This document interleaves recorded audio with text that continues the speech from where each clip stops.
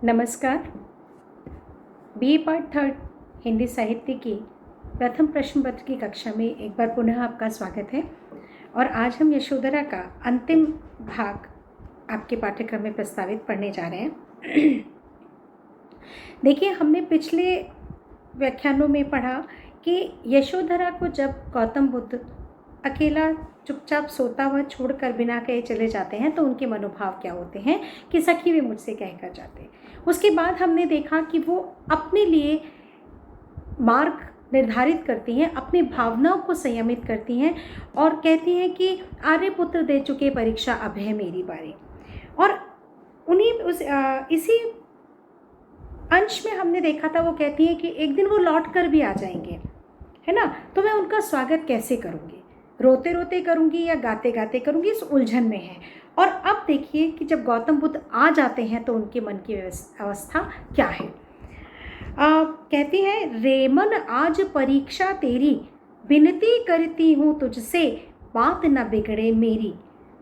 अब तक तो तेरा निग्रह था, बस अभाव के कारण वह था। लोभ न था जब लाभ न यह था, सुन अब स्वागत भेरी, रे मन आज परीक्षा तेरी।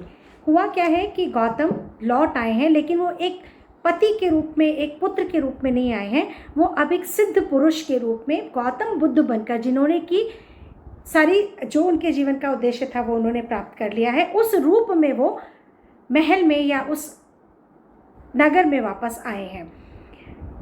तपस्या या मोक्ष किसने प्राप्त किया है, सिद्धियां किसने प्राप्त की हैं, गौतम ने प्राप्त की हैं। उनके लिए अब कोई भी संसारिक जन संसारिक ही है, वो चाहे उनकी पत्नी है, चाहे पिता है या कोई और है। लेकिन यशोधरा तो अब भी एक पत्नी है। उनकी मनोवस्था क्या है उसका चित्रण बहुत ही सुंदर और बहुत मार्मिक गुप्त जी करते हैं। कहते हैं, रेमन आज परीक्षा तेरी। यशोधरा, बाहर शहर में, नगर में शोर हो रहा है, भेरियां बज रही हैं कि गौतम लौट आए हैं, शहर में लौट आए हैं, नगर में लौट आए हैं।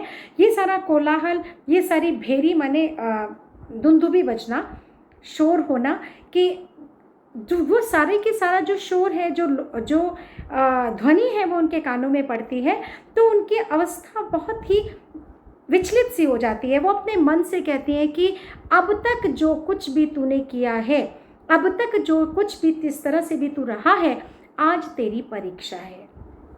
तूने अब तक क्या तैयारी की है या तूने अब तक कैसे अपना जीवन जिया है, वो क्या मायने रखता है, या वो किस तरह से तुझ पर तूने अपने जीवन में उतारा है, ये आज पता लगेगा कि हे मन, आज तेरी परीक्षा है।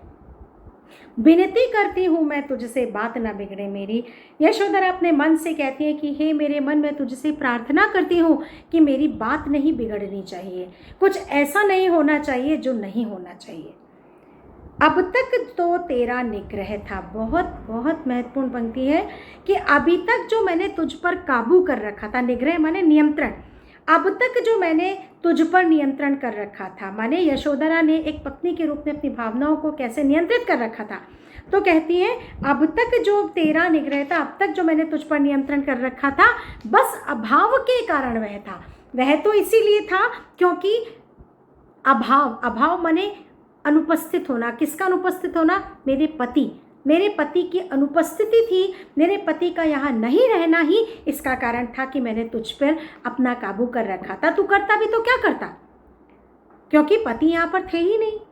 माने जिनके प्रति तेरे मन में जो भावनाएं थी, वो स्वयं जब यहाँ नहीं थे तो तुझे काबू में करना मेरे लिए आसान था। बात वही है कि आपको बहुत तेज़ भूख लगी और आपके पास अगर परसा हुआ खाना, थाली परोसी भी रखी है, तो आपको रोकना, बहुत खुद को रोकना मुश्किल हो जाता है। और अगर आपके पास में थाली परोसी भी नहीं है, आपके पास भोजन नहीं है, तो आपको अपने मन को समझाना अपेक्षाकृत आसान होता है कि खाना है ही नहीं तो खाएंगे क्या।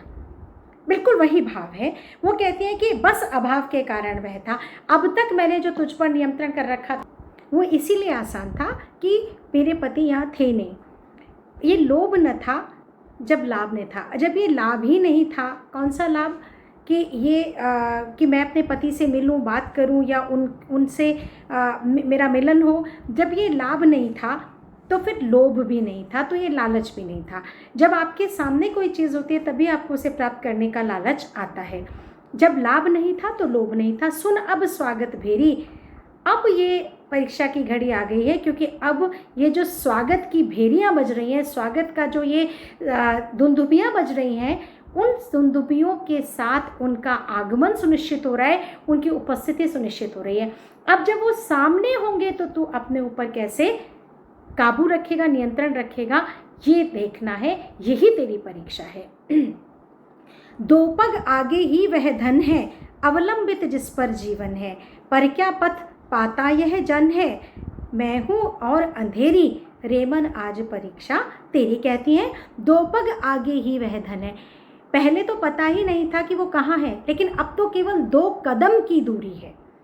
2 पद आगे ही वह धन, मेरे जीवन का वह धन, मेरे जीवन का वह आधार केवल मुझसे 2 कदम की दूरी पर ही है। अवलंबित जिस पर, अवलंबित माने आधारित, जिस पर कि मेरा सारा जीवन आधारित है, जिस पर कि मैं पूरा तरह से आश्रित हूँ, अब भी हूँ, पहले भी थी। वह क्या पथ जाता यह जन है, जान है, वह क्या पथ जाता यह जन है, मैं हूँ और अंधेरी।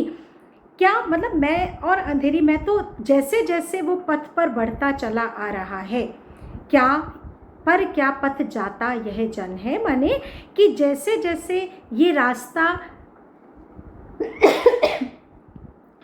पूरा होता जा रहा है, माने जैसे जैसे वो नगर की ओर बढ़ते आ रहे हैं, वैसे वैसे मैं और अंधकार में डूबती जा रही हूँ। मुझे नहीं समझ आ रहा कि मैं स्वयं को कैसे संभालूं।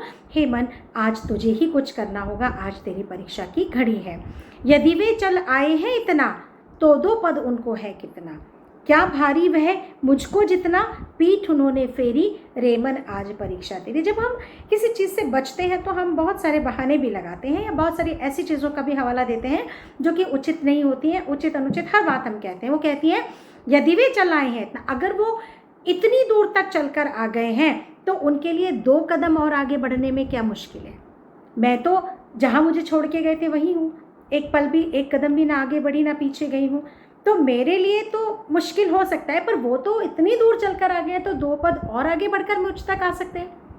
क्या भारी वह मुझको जितना, जितना मुझे आगे बढ़ना भारी है, उनके लिए उतना भारी थोड़ी होगा। और फिर पीठ कौन फेर के गया था, पीठ भी तो वही फेर कर गए थे ना। तो मुझे क्या पता, मैं कैसे समझूं कि वो मुझसे मिलना भी चाहते हैं कि नहीं चाहते हैं।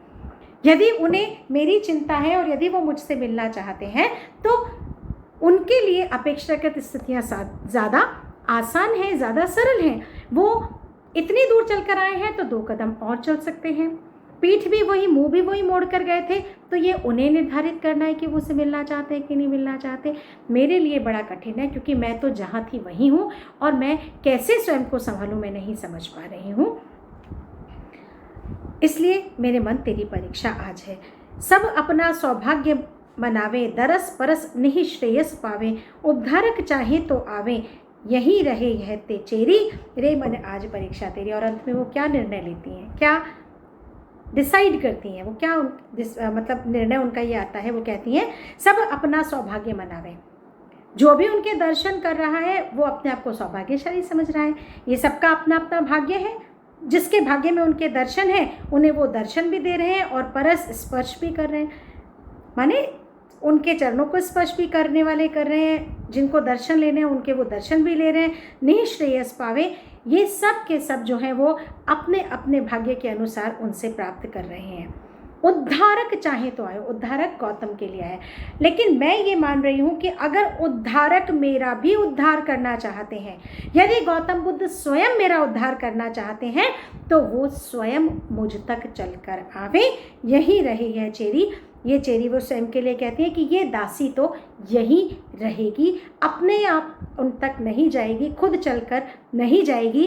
क्यों? क्योंकि हो सकता है कि शायद अभी मेरे उद्धार का समय ना आया हो, न जाने वो मुझे दर्शन देना चाहते हो कि नहीं चाहते हो। इसलिए मैं माने ये चेरी, ये यशोधरा तो यही रहेगी। अगर उद्धारक गौतम बुद्ध स्वयं चाहें तो वे दर्शन देने आ सकते हैं, और अपने आप को यहाँ पर रोक के रखना है।